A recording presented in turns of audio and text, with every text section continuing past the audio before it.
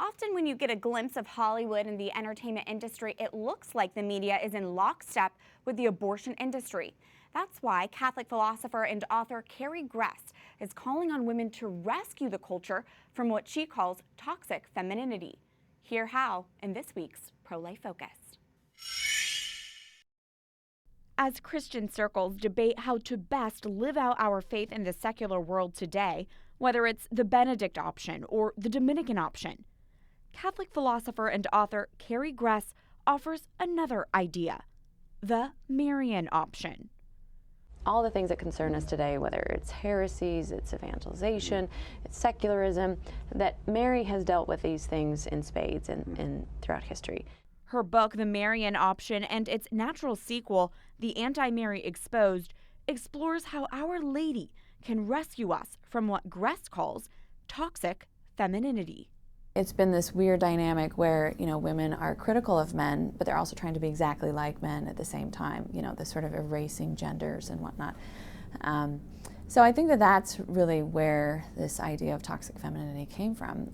It's just this recognition that, or is this idea that's, part of the foundation of feminism, that women, in order to be happy, have to deny the feminine. They have to deny the virginity and motherhood, but they have to be more like men. It's an ideology that can be seen in the modern-day women's marches, where abortion is closely linked with their idea of freedom. Gress, a wife and mother herself, says powerful cultural forces in the entertainment and media industries are pushing this toxic version of femininity, with help from the abortion industry itself. We are living in a culture that really wants to control the way that women think. Now we're seeing really these tentacles of these elite women who are controlling everything from pop music, Hollywood, fashion industry, magazines, you name it, they control it in terms of these ideas about being pro-choice and abortion, and certainly spreading the lies that we don't need husbands and children are an obstacle to our happiness. And while the mainstream media would like to say women's lives are better with abortion, Gress says the evidence speaks for itself.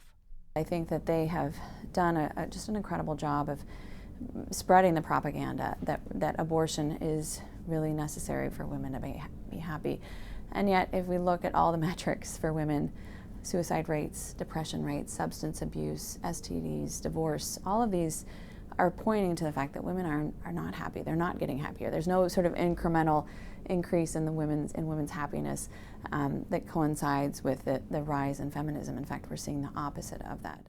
Gress says to rescue the culture from toxic femininity, we must seek the intercession of the Church's greatest example of woman, the Virgin Mary. It is our mother who perfectly models for us what true freedom looks like.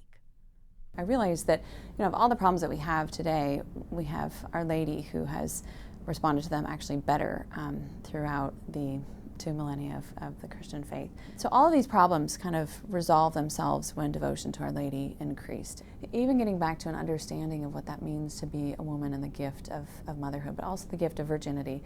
That we're all called to be spiritual mothers, whether it's through the single life or through biological motherhood.